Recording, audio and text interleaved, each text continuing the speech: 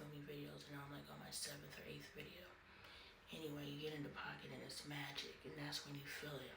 But because we're so vibrationally fucked off, we rarely get in the pocket.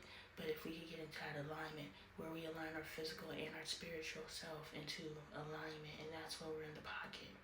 When our physical being, i.e. this body, is vibing with your non-physical being, that is when you're in the pocket, and that is when you're in the zone, and that is when you are on.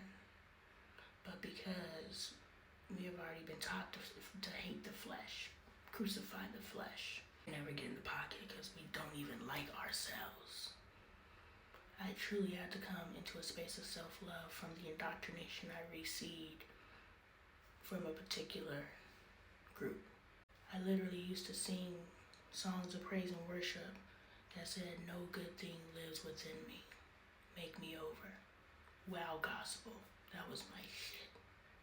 No good thing lives within me. That is something that was passed off as praise and worship. And now we are battling into self-love after praising and you think little Uzi Vert is the problem?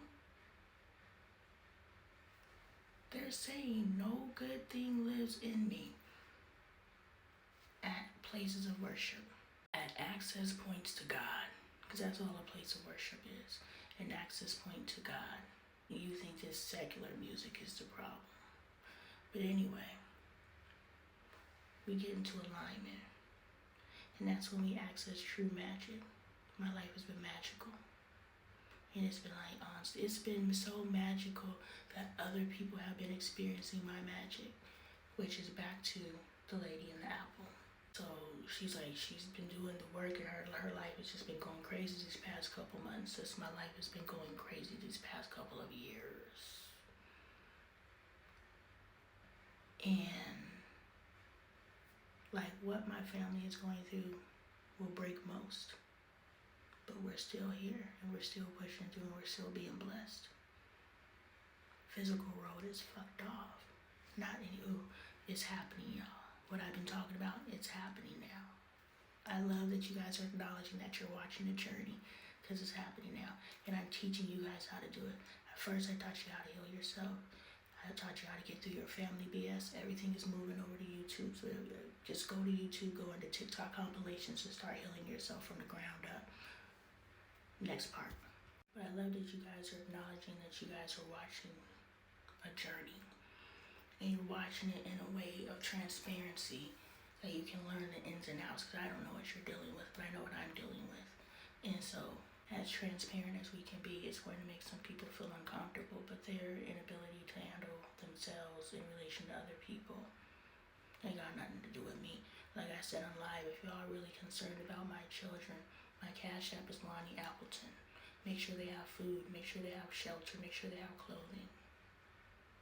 If you truly are concerned about the safety of my children, don't worry about me posting a video about my children being discussed or my children being disciplined.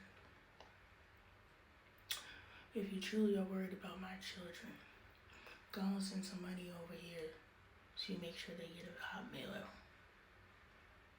Go and send some money over here so you make sure that they have clothes that fit. Go and send some money over here so you make sure they have a car to be able to get to where they need to. Go and send some money over here so you can make sure they keep a roof over their head. Because all of those things are in jeopardy at any given time. So please don't sit in my comment section and debate whether I love my children or my children love me.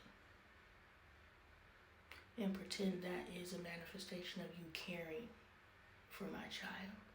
No, just because you chose a child as your judgment access point, that does not justify judgment. That we're all out here and we know what we're watching, and because we know what we're watching, we're studying. Don't waste this, don't squander this, don't think that this is just content, don't think that this is just some other shit on the internet. One day, they will or I will put this behind paid doors. So eat this free shit up. Why? Because I'm here to help heal, but I'm also here to build legacy. generational wealth. And this gift that I got is a gift that I can be handsomely paid for. Teaching people how to heal themselves. Yeah. All these people chasing these false idols, chasing their success, that's a false idol. My daughter showed me something today, a huge accomplishment that an individual achieved. And I was just like, I just wonder if that's their parents' dream or if that's theirs.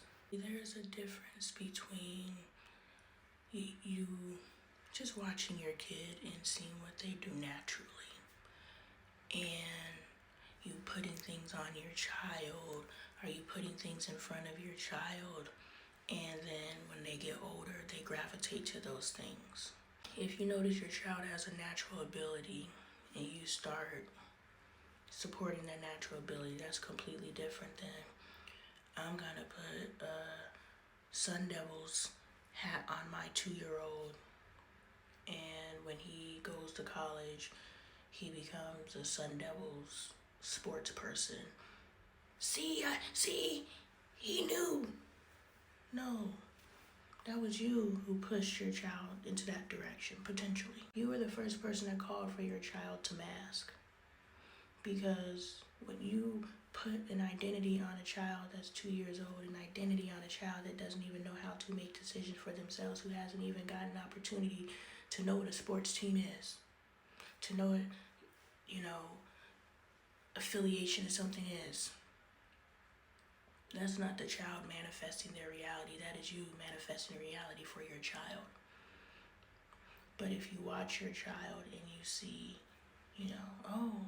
like Caden loves listening to sound. Caden likes beats.